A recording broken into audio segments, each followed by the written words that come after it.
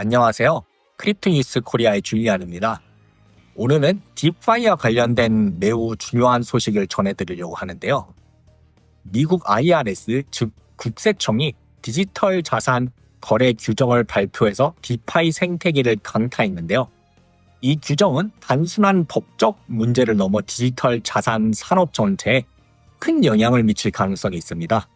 과연 업계는 어떻게 대응하고 있을까요? 함께 자세히 살펴보겠습니다. 미국 IRS는 지난 2024년 12월 27일 디지털 자산 브로커 규정을 최종 확정했는데요. 어떤 내용이 담겨 있을까요? 첫 번째로 브로커 범위가 확대됩니다. 스마트 계약, 그러니까 스마트 컨트랙트죠. 스마트 컨트랙트를 통한 거래 중개 또는 통제를 수행하는 디파이 플랫폼이 전부 브로커로 간주되고요.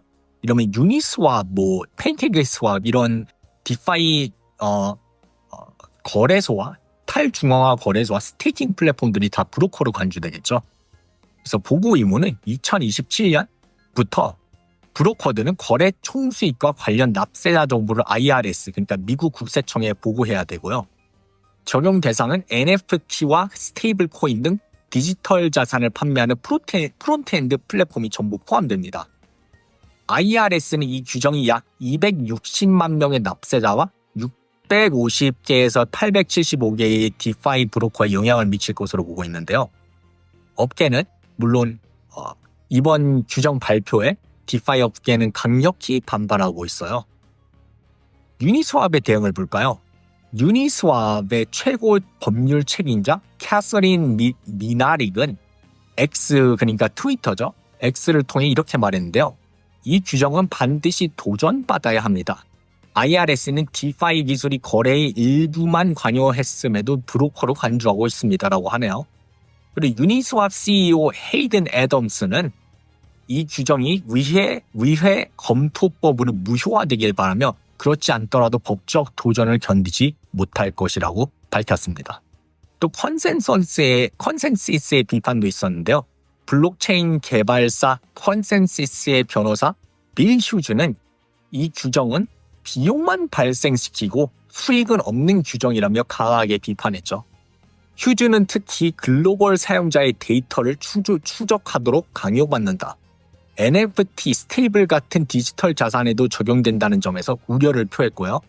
그리고 휴즈는 IRS가 연말 휴가 시즌 마지막 금요일에 규정을 발표한 점을 들어서 이게 의도적으로 이 시점을 선택해서 반발을 최소화하려고 했다고 지적하고 있네요.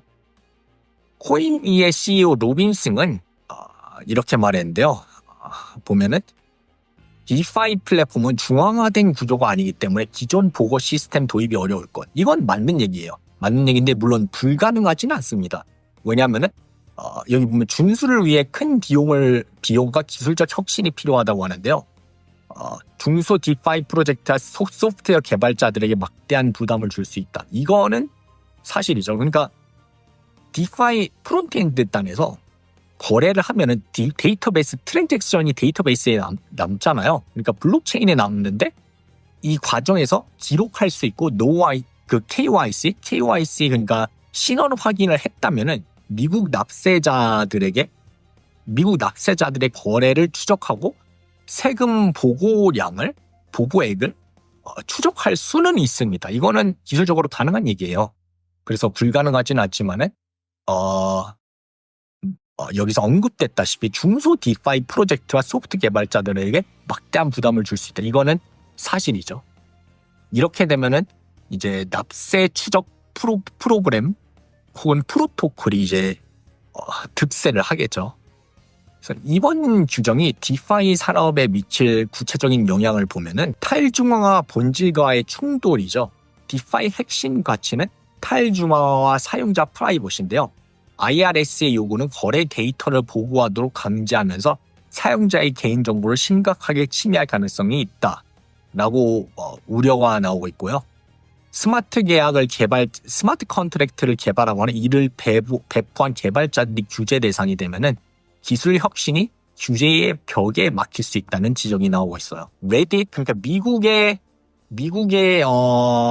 뭐라고 해야 될까요? 미국의 토론 포럼인데요.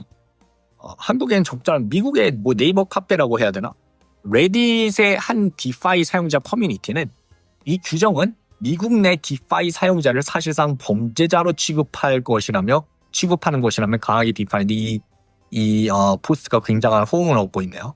미국 블록체인 협회는 IRS 규정에 대해 헌법과 행정절차법 위반을 이유로 소송을 제기했는데요. 협회 CEO 크리스틴 스미스는 이 규정은 미국 내 디지털 자산 혁신을 저해하며 글로벌 경쟁력을 악화시킨다고 말했어요.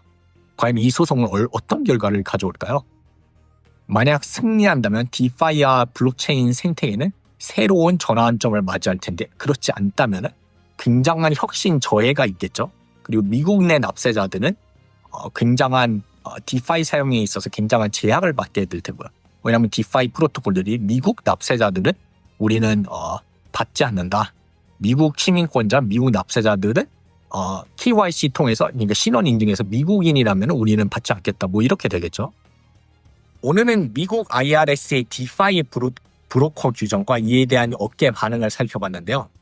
여러분은 이 규정이 디파이와 암호화폐 산업에 어떤 영향을 미칠 거라고 생각하시나요? 댓글로 여러분의 의견을 남겨주세요.